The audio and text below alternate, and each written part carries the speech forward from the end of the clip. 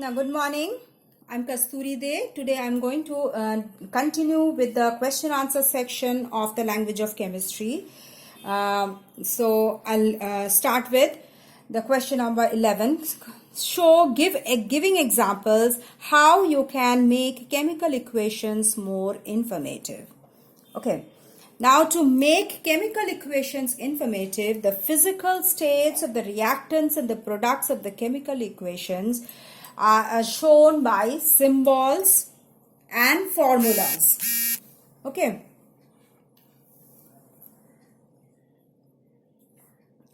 So, the symbols for gases are represented as small g, liquid as small l, solids as small s. For aqueous solutions, it is written as AQ, small aq. The word aqueous is written AQ is if the reactants or the products is present in a solution form in water.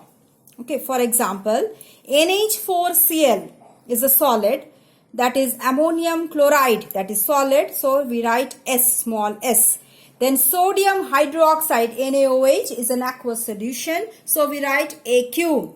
And in presence of heat, it is converted, it combines to form sodium chloride, that is also an aqueous solution. We write AQ.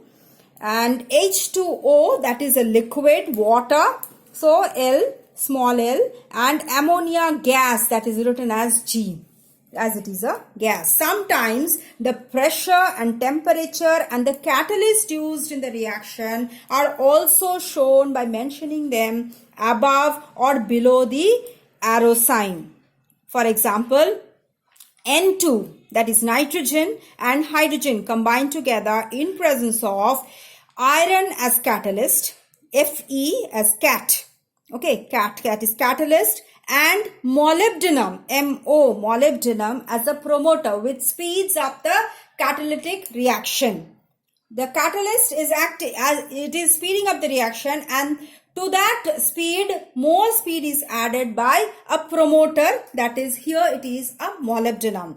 Okay, in presence of 450 degrees centigrade and 200 to 900 atmospheric pressure. So what is formed is ammonia gas and heat is evolved.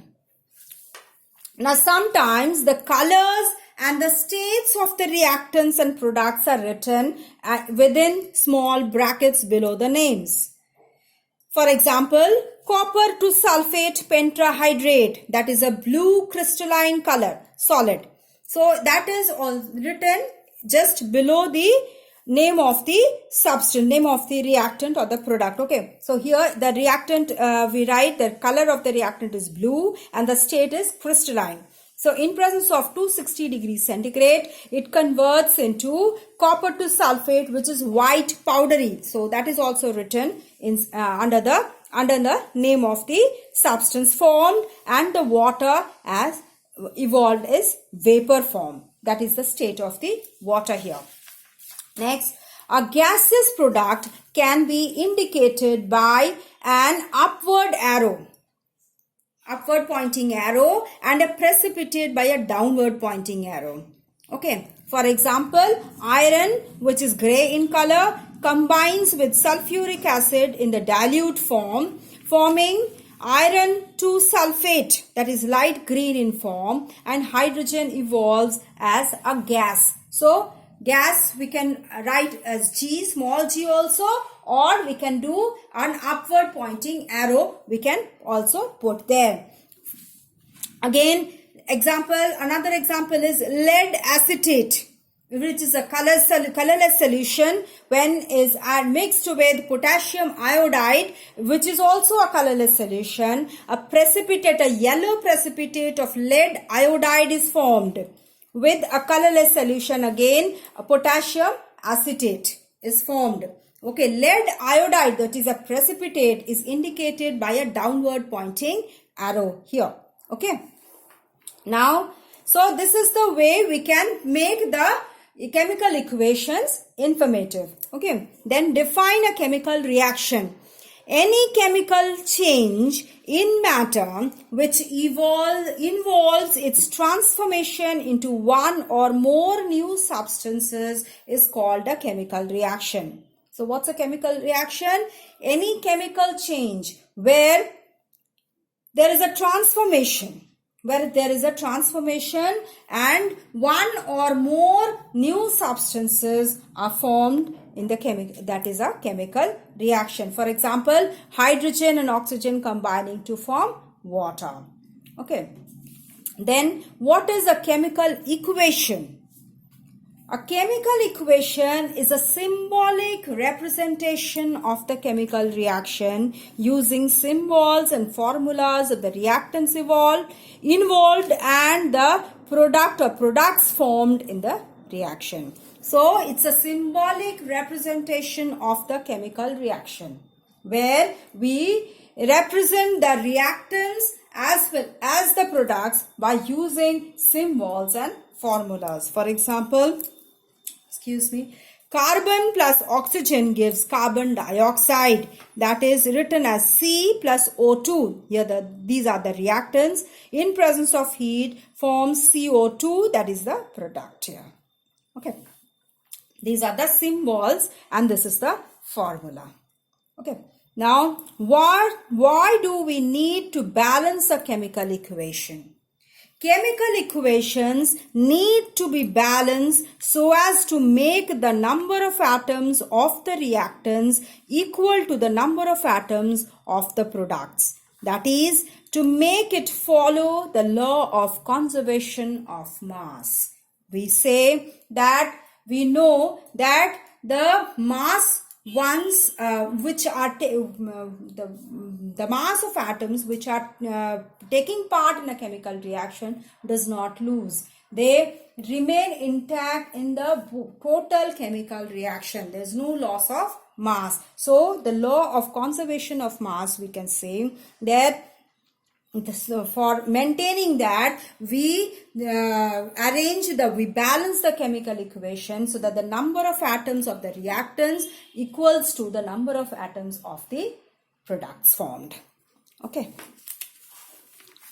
Next, state 4 conditions necessary for a chemical reaction to take place. First condition, the reactants must come into close contact. That is, they should be mixed. Okay. That is, they should be mixed. Like sodium and water. Sodium should come in close contact with water to form sodium hydroxide and hydrogen. So, to carry on this chemical reaction, sodium should come in contact with water. Okay. And when it comes in contact with water, this reaction is very violent. So sodium hydroxide and hydrogen is formed. So sodium is kept in kerosene so that it does not come in contact with water vapor also. In the lab especially, they are kept in kerosene. Now some substances react with each other only when they are mixed in solution form. Okay. Like silver nitrate solution combines with sodium chloride solution to form a white precipitate of silver chloride, and sodium nitrate solution is formed. So this condition also, when two aqueous solution, these two substances combine only in the form of aqueous solutions only. So they need to have a solution to carry on the reaction. Some reactants need to be heated to undergo a chemical change. For example, iron and sulfur. They need to be heated to form iron sulfide. So carry on this reaction, heat is necessary to combine these two substances, that is iron and sulfur, to form iron sulfide. Okay. So the fourth condition is some reactions takes place in presence of light. For example, photosynthesis. So photosynthesis without light is impossible. So in presence of sunlight only, carbon dioxide and water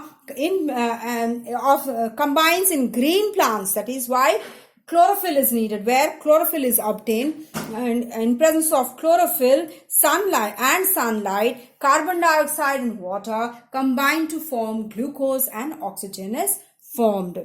So photosynthesis takes place in the presence of sunlight and chlorophyll of the green plant. So the 4 conditions are like this, that you need to have a close contact. Second condition, need to have a solution form, need to be heated. Another one is light is needed. Okay, these are the conditions. Now differentiation, reactants and products. Reactants act as the starting material of the chemical reaction, and products are the substances formed as a result of the chemical reaction. Okay, they are the starting material, the reactants, products are the the substances which are formed, new substances which are formed in the chemical reaction.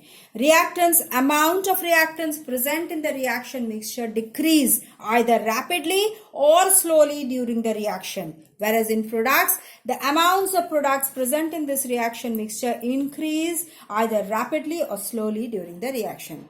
So what do we see? That in a chemical reaction, the reactants slowly or rapidly decrease, and in the products, in case of products, they slowly or rapidly increase. Then in the reactants, they are present at the beginning of the reaction, and the products are absent at the beginning of the reaction, and reactants may or may not be present at the end of the reaction, whereas products are present. They are always present at the end of the reaction. So this is the differentiation between reactants and products. Now, the chemical reaction and chemical equation, the process in which one reactant breaks or two or more reactants to form one or more products, that is a chemical reaction. And the chemical equation is the representation of the reaction by symbols and formulas. That's the symbolic representation of the chemical reaction is chemical equation. For example, hydrogen and oxygen gas combine to produce water, and this is a chemical reaction, whereas chemical equation is the symbolic representation. So we write this equation, this reaction as H2 plus O2, 2H2 that is gas, and O2 is also gas, that combines to form 2H2O, that's a liquid. So hydrogen and oxygen combine to form water. So I stop here. I'll continue with the next question answer section in my next video. Please go through these. If you have any doubt, please do write in the comment box, and I hope you have liked the video. And if you have liked it, please do press the like button. And if you have not subscribed yet, please do subscribe, so that you can get the notification of my next video. Thank you.